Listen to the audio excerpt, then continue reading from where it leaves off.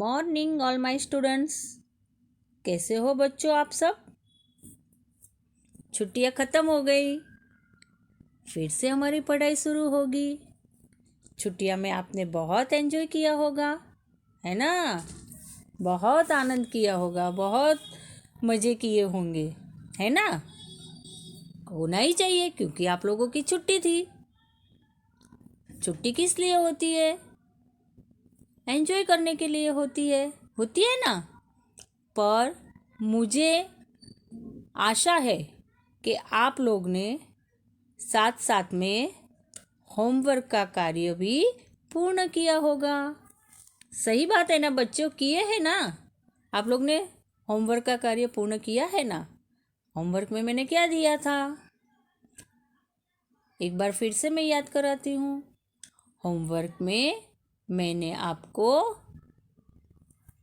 मात्राएं, हम जितनी भी मात्राएं सीख चुके हैं वो ही सारी मात्राओं के आपको शब्द लिखने थे और बहुत इजी था क्योंकि आप सीख चुके हो।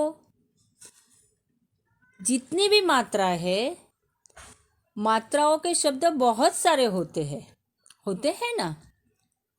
तो चलो एक बार फिर से हम लोग इसको याद कर लेते हैं। देखो यहाँ पे स्वर और मात्रा है, तो मैं आपको एक दो स्वर और मात्राएं लगाकर शब्द कैसे तैयार किया गया है वो मैं आपको बताती हूँ। देखो अपनी ही टेक्स्ट बुक में है, पेज नंबर 10, गुनगुन के स्वर और मात्राएं, आप उसमें भी देख सकते हो। तो देखो यहाँ पे अ की कोई मात्रा नहीं होती है। ख जमा अ, ख क्या बना? ख। ख से कौन सा शब्द तैयार हुआ? खटमल। ख जमा आ की मात्रा तो क्या बना? खा। खा तो खाद्य, खाद्य यानी खाना, खाने की सारी चीज़ें। देखो ये चित्र में बताया गया है। क जमा ई की मात्रा, छोटी ई की मात्रा, तो शब्द क्या है? किला, है ना? देखो यहाँ पे किला दिखाई देता है ना आपको? तो ये सारा मैंने आपको मात्रा लगाकर शब्दों लिखने के लिए कहा था। बहुत सारे शब्द हैं, मात्रा वाले शब्द बहुत सारे हैं और आप मात्रा लगाकर शब्द तैयार कर सकते हो। अपनी टेक्स्ट बुक में ही था, आप देखो। आ की मात्रा से आम, छाता, गाजर, है ना? फिर ई की मात्रा से चिड़िया, पीता, बहुत सारे हैं। तो ये था, अभी हम लोग ने जो बात की वो दीपावली होमवर्क की बात की। तो होमवर्क में मैंने आपको बताया था कि आपको इस तरह मात्रा लगाकर शब्दों लिखना है, तो आपने किया ही होगा। ठीक है, अब हम क्या करते हैं? अब हम अपने सिलेबस की और आगे बढ़ते हैं। ठीक है, तो लास्ट में हमारा जो सिलेबस था हमने कहाँ तक पढ़ा था याद है? किसको याद है? आगे हम पढ़े थे, क्या पढ़े थे? पहले हम संयुक्ताक्षर व्यंजन पढ़े थे, उसके बाद द्वित्व व्यंजन पढ़े थे और लास्ट में हम पढ़े थे संयुक्त व्यंजन। याद है ना? हाँ, लास्ट में हम संयुक्त व्यंजन पढ़े थे। तो आओ सबसे पहले हम फिर से एक बार याद कर लेते हैं। कौन सा व्यंजन? संयुक्ताक्षर व्यंजन। ठीक है, उसके बाद हम द्वित्व व्यंजन सीखेंगे। सीख तो चुके हो पर एक बार हम उसको याद करेंगे और उसके बाद संयुक्त व्यंजन। ठीक है, ये तीनों व्यंजन हम फिर से एक बार पढ़ लेते हैं। ठीक है, ताकि आपको पक्का व्यंजन याद रह जाए। कौन कौन सा व्यंजन? संयुक्ताक्षर व्यंजन, द्वित्व व्यंजन और संयुक्त व्यंजन। ठीक है, तो आओ बच्चों सबसे पहले हम सीखते हैं संयुक्ताक्षर व्यंजन। तो देखो संयुक्त अक्षर व्यंजन, दो व्यंजन मिलकर एक नए रूप में आ जाते हैं। और संयुक्त अक्षर व्यंजन कितने हैं? देखो यहाँ पे क्ष, त्र, ज्ञ, श्र।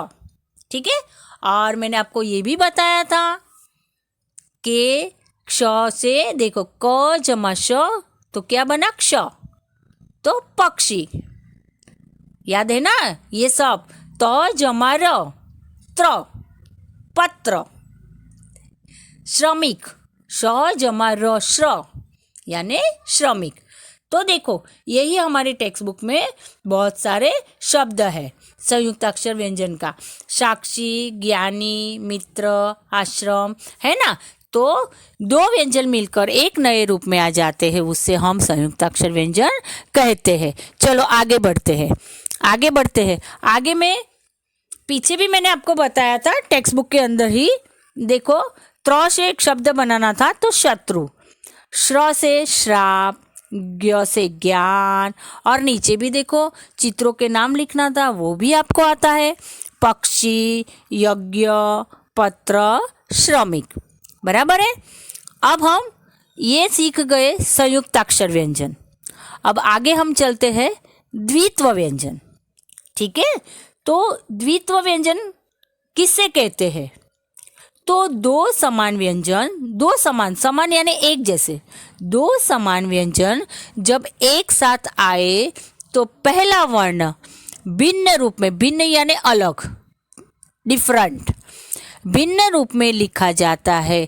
कुछ द्वित्व व्यंजनों के उदाहरण देखेंगे तो आपको समझ में आ जाएंगे कि दो समान व्यंजन में सबसे पहला जो वर्ण होता है वो भिन्न रूप में लिखा जाता है। तो देखो यहाँ पे क, तो यहाँ पे देखो मक्का, तो दो समान व्यंजन है क क, पर एक में क्या है, आधा क है और एक में पूरा क है।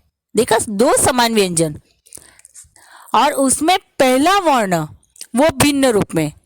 तो समझ में आया।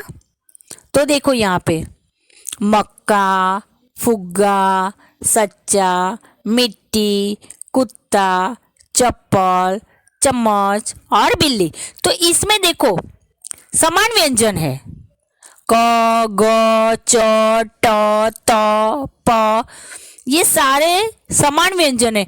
पर जब लिखा जाता है तो सबसे पहला जो वर्ण लिखा है वो भिन्न रूप में लिखा है। तो इतना आपने देखा, आपको समझ में आ गया कि दो समान व्यंजन में पहला वर्ण भिन्न रूप में लिखा जाता है। तो ये है द्वित्व व्यंजन। ठीक है। चलो आगे बढ़ते हैं हम।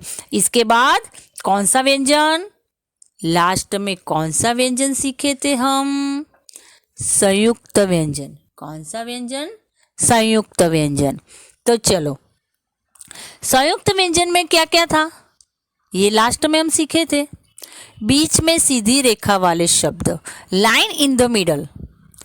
दूसरा था अंत में सीधी रेखा वाले शब्द, और लास्ट में गोलाकार व्यंजन, सर्कल टाइप लेटर्स।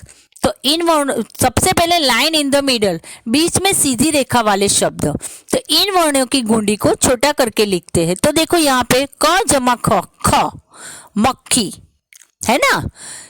अंत में सीधी रेखा वाले शब्द, लास्ट में सीधी रेखा। तो देखो छ, तो यहाँ पे क्या है, च जमा छ, छ, अच्छा। प जमा य, प्य, प्यार, है ना। और गोलाकार व्यंजन में क्या था, इन व्यंजनों में हल चिन्ह लगाकर लिखते हैं।